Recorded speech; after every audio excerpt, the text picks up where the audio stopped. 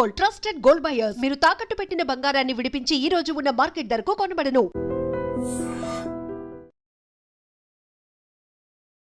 So welcome back to another episode with Rahul Reddy గారు.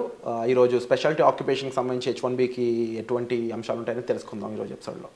Hi sir. నమస్కారం sir.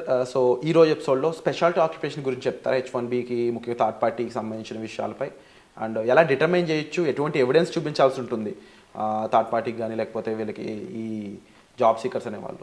H1 అంటే definition ఏంటంటే దట్ H1B మస్ట్ రిక్వైర్ అంటే ఆ position must require specific degree. అంటే ఇప్పుడు లాయర్ ఉండనుకోండి, లా చేస్తేనే లాయర్ కావచ్చు. లాయర్ చేయనప్పుడు అతను లాయర్ కారాదు. Normal simple. డాక్టర్ అన్నతను MBBS చేస్తేనే డాక్టర్ అయితే, లేకుంటే డాక్టర్ కాదు, మనకు తెలుసు. అకౌంటెంట్ కూడా అంతే ఉంటుంది.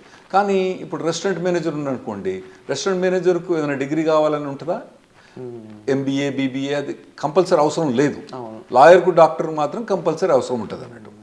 అయితే వీళ్ళు ఏం చేసిందంటే మొదలు ఇదివరకు H1Bస్ సాఫ్ట్వేర్ ప్రొఫెషనల్స్ బాగానే ఇచ్చేది అన్నట్టు.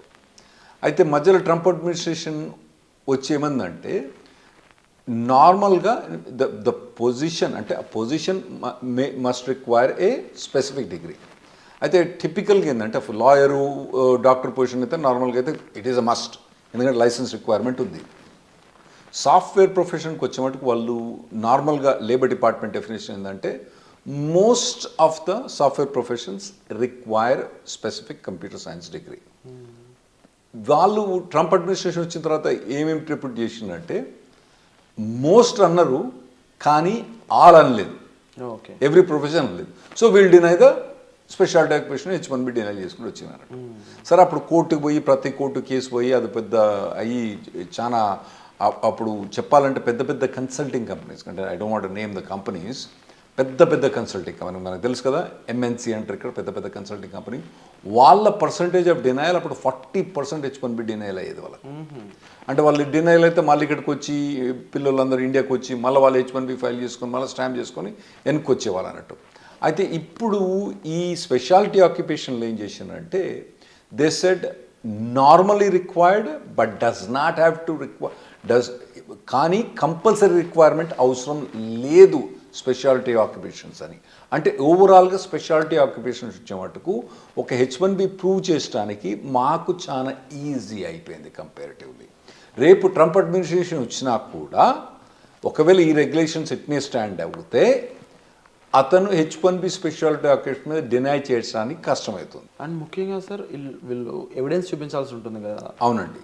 అది ఎలా, అది యూస్ చేసి దాన్ని ఎలా డిటర్మైన్ చేస్తుంది అంటే ఇప్పుడు అందులో కూడా మనం త్రీ కేటగిరీస్ డివైడ్ చేయాలండి. ఒకటి ఏంటంటే ఎండ్ క్లయింట్ అంటే కోకోకోలా, వెండర్ అంటే నార్మల్గా మేము ఏంటంటే ఇంప్లిమెంటేషన్ పార్ట్నర్ కానీ వెండర్ కానీ డిలాయిట్, తర్వాత ABC కన్సల్టింగ్ కంపెనీస్. వీళ్ళ ముగ్గురికి వేరే స్టాండర్డ్స్ ఉన్నాయండి. ఎండ్ క్లయింట్ కోకోకోలా అనుకోండి, కోకోకోలా నార్మల్గా ఏం చెప్పేస్తుంది, మా దగ్గర నార్మల్గా అయితే సాఫ్ట్వేర్ ప్రొఫెషన్కు కంప్యూటర్ సైన్స్ డిగ్రీ కావాలని చెప్పేసి సరిపోద్ది. అక్కడ వాళ్ళు ఇంప్లిమెంటేషన్ పార్ట్నర్స్ వాళ్ళ కంపెనీ ఒక రిక్వైర్మెంట్సే ప్రూవ్ చేయాలి. ఓకే, ఇది ఇంప్లిమెంటేషన్ పార్ట్నర్.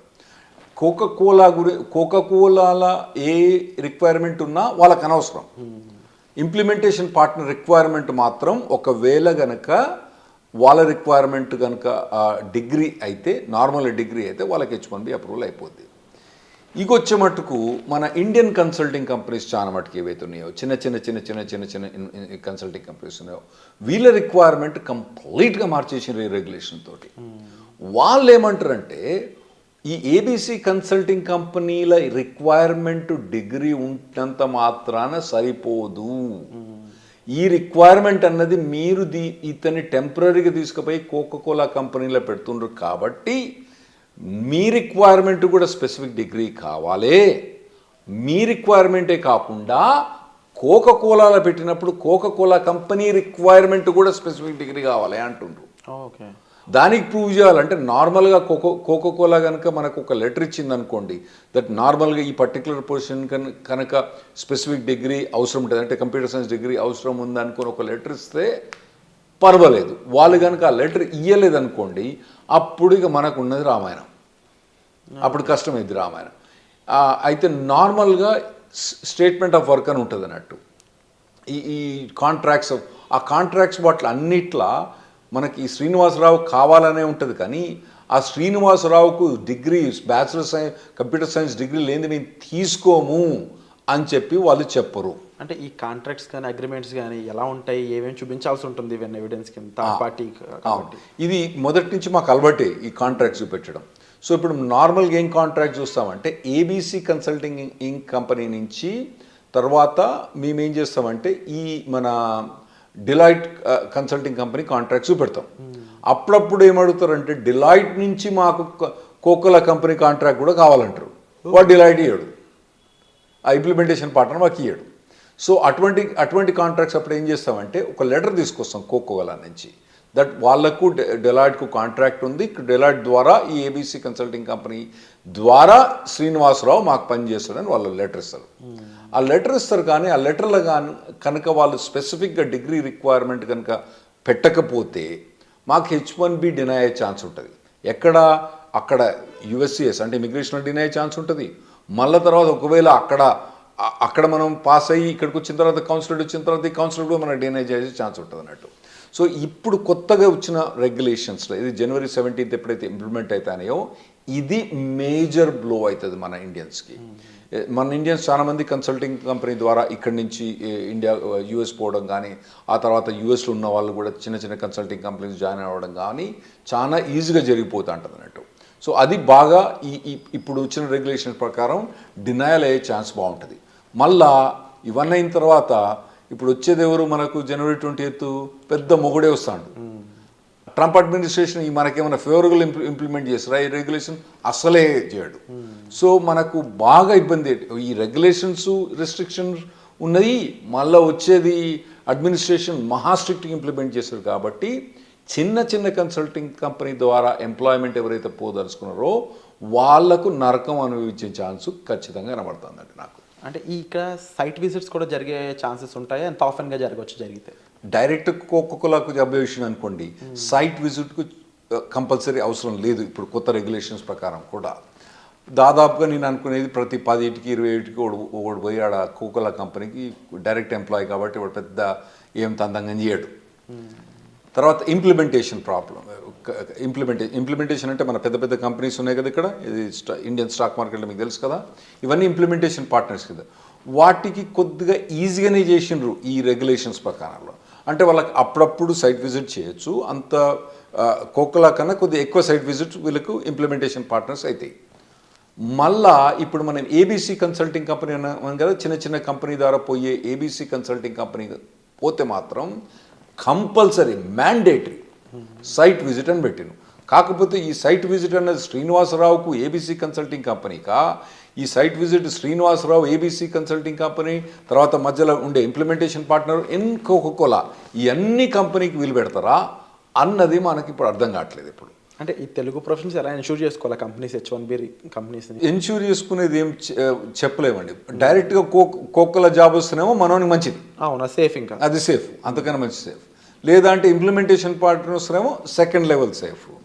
ఈ కన్సల్టింగ్ కంపెనీ పోయితే మాత్రం కంపల్సరీ రిస్క్ ఉంటుంది. థర్డ్ పార్టీ ఎంతవరకు రిస్క్ అని అంటారు? అవును, థర్డ్ పార్టీ ఇదివరకే రిస్క్, ఇప్పుడు చాలా ఎక్కువ రిస్క్. అట్లా వద్దంటారా?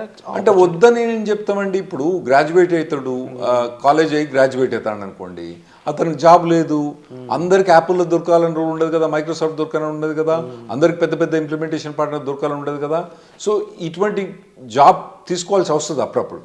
వీళ్ళు ఒకవేళ టాలెంట్ కానీ మార్కెట్ కానీ మంచిగా ఉంది అనుకోండి, వాళ్ళు డైరెక్ట్ యాపిల్, మైక్రోసాఫ్ట్, కోకోలా ఇటువంటి కంపెనీకి పోతే పర్వాలేదు. కానీ దొరికినప్పుడు ఏం చేయాలి, మరి పోవాలి కదా. అటువంటప్పుడు రిస్క్ బాగుంటుందండి. వీళ్ళ డే టు డే జాబ్లో ఉండే ఫ్లెక్సిబిలిటీస్ ఏ విధంగా ఉంటాయి జనరల్గా? జాబ్ అన్నది టిపికల్గా ఒక్కొక్కవేళ కోకోకోలాకి డైరెక్ట్ పనిచేసినా కూడా, తర్వాత ఇంప్లిమెంటేషన్ పార్ట్నర్ పనిచేసినా కూడా, ఏబీసీ కన్సల్టింగ్ కంపెనీకి కూడా నార్మల్గా పని రిక్వైర్మెంట్ అనేది ఏబీసీ కన్సల్టింగ్ కంపెనీకి ఎక్కువ ఉంటుంది. ఎందుకంటే ఇతను లేయర్ ద్వారా వస్తాను కదా, మధ్యలో ఇంప్లిమెంటేషన్ పార్ట్నర్ ఇంత తినేస్తాడు పైసలు, మళ్ళీ తర్వాత ఏబీసీ కన్సల్టింగ్ కంపెనీ ఇంత పైసలు తీసుకున్నాడు. అంటే కోకోకోలా దగ్గరికి పోయేటప్పుడు వీని డబ్బులు బాగా ఎక్కువైపోతాయి. రామదాస్ సినిమాలో చూపిస్తే రైస్ వాయిస్ పోతాడు అక్కడక్కడ పోతే తరిగిపోతా అంటే కదా వీని దగ్గరకు వచ్చినప్పుడు కింద తరిగిపోతుంది. కాబట్టి నార్మల్గా చిన్న కన్సల్టింగ్ కంపెనీ నుంచి పోయిన వాళ్ళకి రెస్పాన్సిబిలిటీ చాలా ఎక్కువ ఉంటుంది, ఓకే, పని ఎక్కువ ఉంటుంది. ఇంకోటి ఏంటంటే వాళ్ళు ఏం చేస్తారంటే వాళ్ళకు ఒకవేళ వాళ్ళకు ఫుల్ టైం ఎప్పుడు జాబ్ ఉందనుకోండి, వాళ్ళు ఏం చేస్తారు, నార్మల్ వాళ్ళే హైర్ చేసుకుంటారు. కాకపోతే ఏంటంటే సరే 2-3 ఏళ్ళే జాబ్ అంటే 3-4 ఏళ్ళే జాబ్ అంటే ఇంప్లిమెంటేషన్ పార్ట్నర్ పోతారు. 6 నెలలు 7 జాబ్ అంటే చిన్న కన్సల్టింగ్ కంపెనీకి వస్తారు అన్నట్టు. అది నార్మల్ ప్రొసీజర్ అంటే వాళ్ళది. సో ఒక రకంగా కన్సల్టింగ్ కంపెనీస్ కూడా అండ్ ఈవెన్ థర్డ్ పార్టీకి సంబంధించి చాలా పెద్ద రోలే ప్లే చేస్తాయి. అవునండి, చాలా పెద్ద రోల్. ఇంకోటి ఏంటంటే నార్మల్గా ఒక అబ్బాయి కనుక డైరెక్ట్ కోకోకోలాకి పనిచేసిన కన్నా ఈ చిన్న కన్సల్టింగ్ కంపెనీకి చేస్తే మాత్రం అసలు ఎక్స్పోజర్ కానీ భలే ఉంటుందండి. 3-4 ఇయర్స్లో వీడు 3-4 జాబులు మారుతాడు. 3-4 ప్లాట్ఫామ్స్, 3-4 గ్రూప్స్, 3-4 ఒక డిఫరెంట్ ఎన్విరాన్మెంట్ తోటి మాట్లాడు డిస్కషన్. సో వీని మెచ్యూరిటీ చాలా ఉంటుంది. సో నాకు ఇప్పుడు కనుక నేను మళ్ళీ పోయి ప్రొఫెషన్లో జాయిన్ అయితే మాత్రం, అంటే H1B కూడా లేకపోతే మాత్రం, నేను యంగ్గా జాయిన్ అయితే మాత్రం నేను డైరెక్ట్ కోకోలాకి పని చేయను. ఎందుకంటే నేను ఆడ పోయి 7 దాకా వాడు నేనేం పని చేయాలో వాడు చెప్పని కూడా వానికి అర్థం కూడా రాదు, వాడు చెప్పని కూడా చెప్పాడు. ఇటువంటి చిన్న కన్సల్టింగ్ దగ్గర పోతే మొత్తం మెదిపడేస్తారు అక్కడ. సో యంగ్స్టర్స్కు అట్లా జాబ్ చేస్తున్న బెటర్, కానీ ఈ H1B కూడా చాలా ఇబ్బంది ఉంటాయి అట్లా. సో అండ్ దీనికి సంబంధించి ఇంకా ఎంత ఇన్ఫర్మేషన్ మనం తెలుసుకోవాల్సి ఉందండి. సో స్టే ట్యూన్, వచ్చే ఎపిసోడ్లో మరింత ఇన్ఫర్మేషన్ తెలుసుకుందాం రాహుల్ రెడ్డి గారి ద్వారా. సో ఈ ఎపిసోడ్ మీకు నచ్చినట్లయితే లైక్ చేయండి, షేర్ చేయండి, సబ్స్క్రైబ్ చేసుకోండి. And thank you so much for the information. Thanks అండి.